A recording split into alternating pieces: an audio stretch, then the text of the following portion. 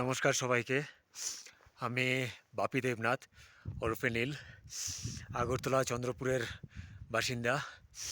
দীর্ঘদিন কলকাতায় আছি কর্মসূত্রে এবং আগরতলা উমাকান্ত একাডেমির প্রাক্তনী।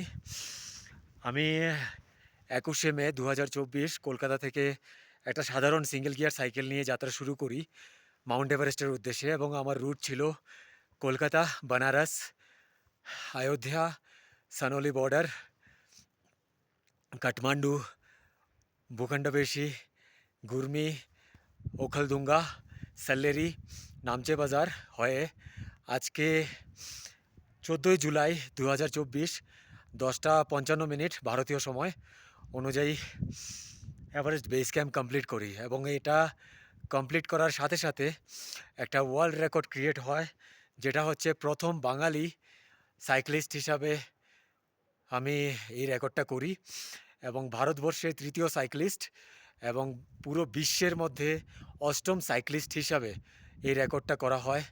সাইকেল নিয়ে মাউন্ট এভারেস্ট পর্যন্ত পৌঁছানো, তাও কলকাতা থেকে।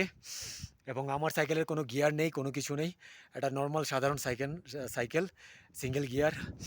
এই পুরো সাইকেল জার্নিটা আমি আমার বাবাকে উৎসর্গ করেছিলাম এবং সেই সাথে এটা যে রেকর্ড ক্রিয়েট করবে সেটা আমি জানতাম না।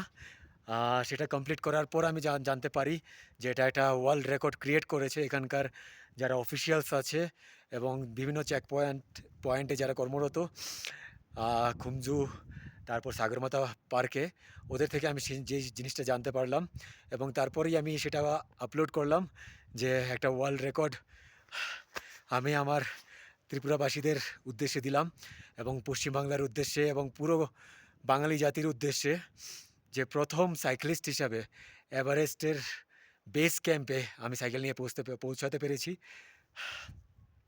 সেটা অনেক বড় পাওনা আমার কাছে, আর অবশ্যই আমার ভারতবর্ষের জন্যে অনেক বড় একটা প্রাপ্তি। একটা বিশ্ব রেকর্ড তৈরি হলো। ধন্যবাদ সবাইকে আমার সাথে সোশ্যাল মিডিয়াতে যুক্ত থাকার জন্যে এবং আমাকে সাপোর্ট করার জন্যে। আর এখানে শুরুর থেকে যারা আমাকে সাপোর্ট করে যাচ্ছিল, সাউথ ত্রিপুরা ইউথ আর আমার স্যার সঞ্জয় সিনহা স্যার, তো এটাই বলবো, অসম্ভব বলে কোনো কিছু নেই, শুধুমাত্র ইচ্ছে শক্তি থাকা চাই যে এটা কমপ্লিট করতে হবে।